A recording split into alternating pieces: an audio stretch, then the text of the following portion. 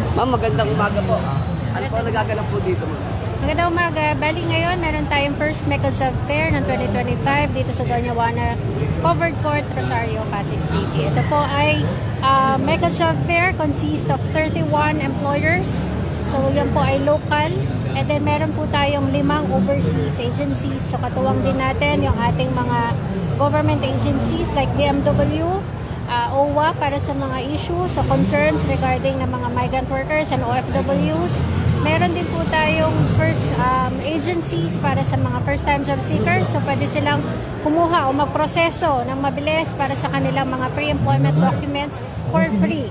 Hindi man nila makuha ngayong araw, pero at least na-process nila ngayon mismo sa isang lugar lamang dito sa Doña Juana Covered Court. So, ito po ay programa ng City Government of Pasig.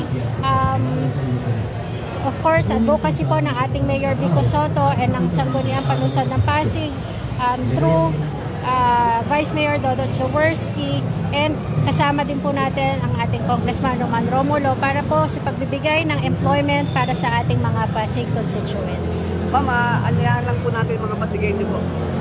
Okay. Para po sa mga Pasigueños at yung mga wala pong trabaho at naghahanap ng trabaho, may trabaho ka man o underemployed ka, punta na po kayo dito hanggang 3 o'clock. Magdala lamang na marami pong resumes para po makita ninyo lahat ng ating mga job vacancies. Mahigit po sa 5,000 ang job vacancies natin. So punta lang po dito, apply lang po hanggat may pagkakataon. Magkaroon po tayo ng courage and determination para sa interview. Maraming salamat. Okay.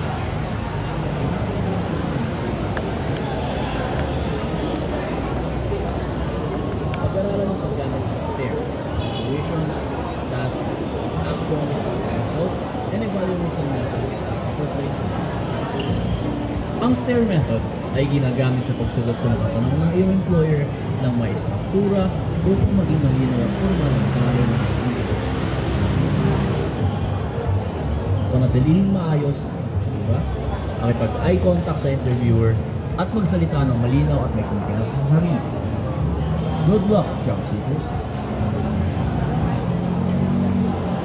Magandang araw. Ako si Mick at ibabahagi ko sa inyo ang mga tips na dapat niyong tandaan bago sumabak sa job interview.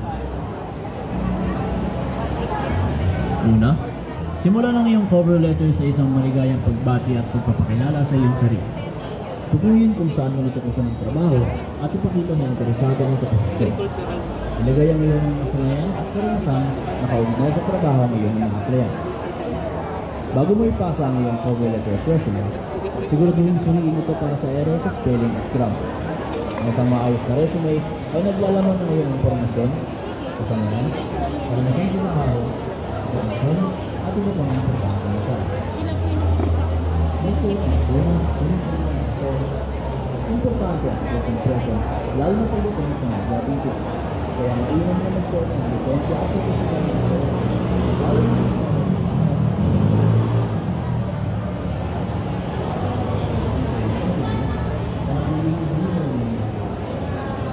ang kanyang nagtitigma ay ang background experience sa kinakailangan sa mga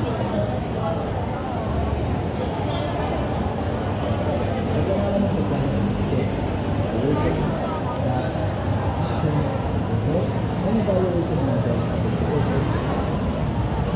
Ang step method ay ginagamit sa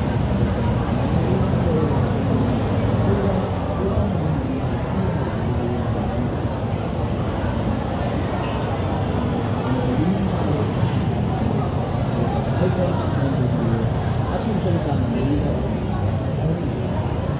Good luck!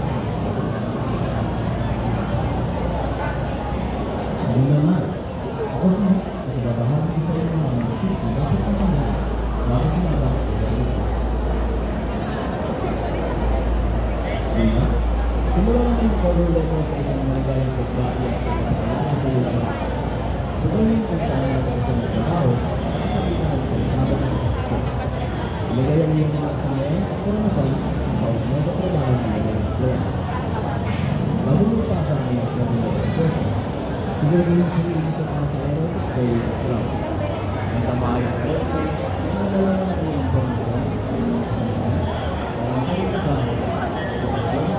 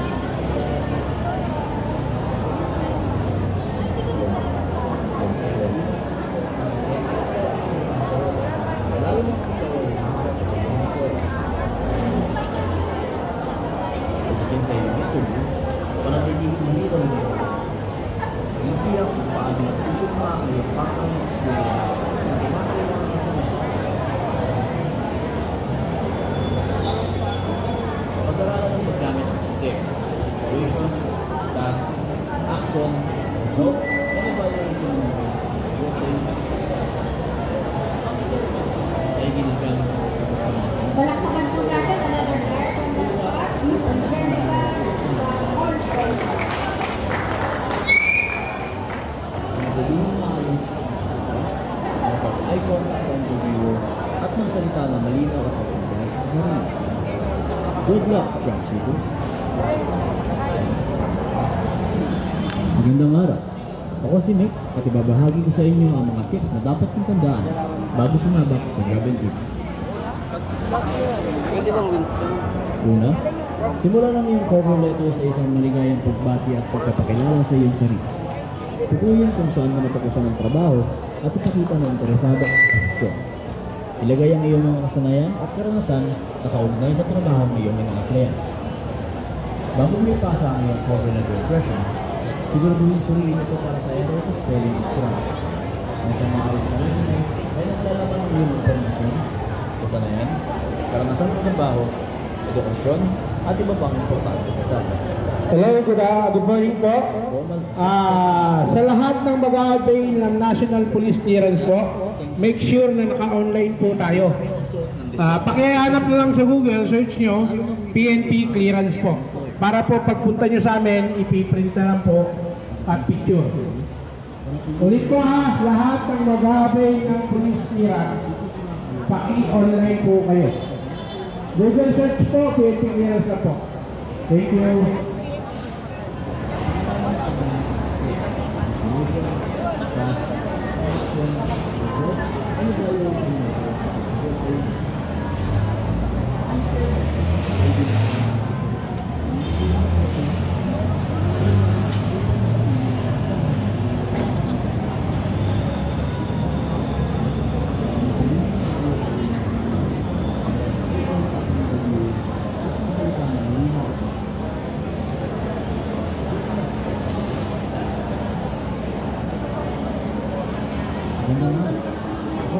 At ibabahagi ko sa inyo ang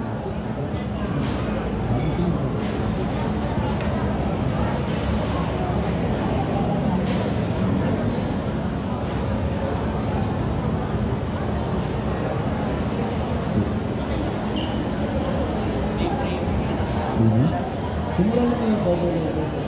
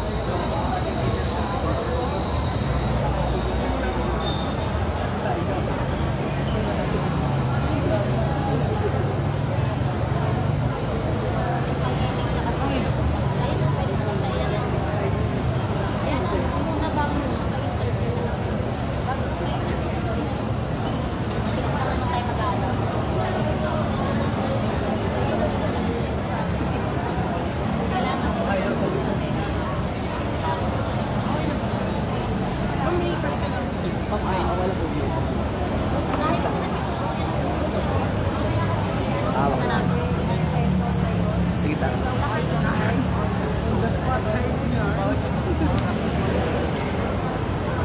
Magandang umaga po. Pakalala po sila. Ako po si Abigail. Ma'am, taga saan po kayo? Pasig City. Ma'am, first time niyo po ba mag-apply? Opo. Ma'am, kamusta po ang pag-apply niyo? Okay naman po, mabuti. Na-hard po ba kayo? Hindi naman po, okay lang. Sakto lang. Ma'am, anong trabaho po ang apply? Balakpakan po natin ang ating bagong Cashier heart po. on the spot, Cashier. Miss Marie Gwen Salida.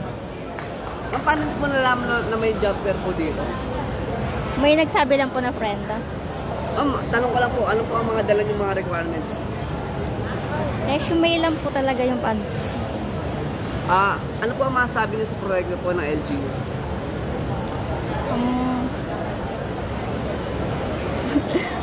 Okay na po. Salamat lang. Ano po, nagpapasalamat din po. Syempre, may ganitong mga ano. Ganun po. Binsayan lang po sa mga kasama po natin na aplikante po na naghahanap din po ng trabaho. Good luck po sa kanila.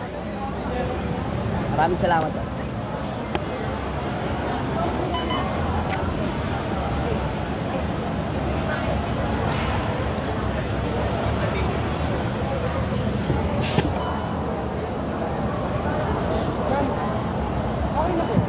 Sa ating pong mga aplikante, maaari lamang po pag natapos po kayo, paglalabas na po pakibalik po ng inyong mga ID.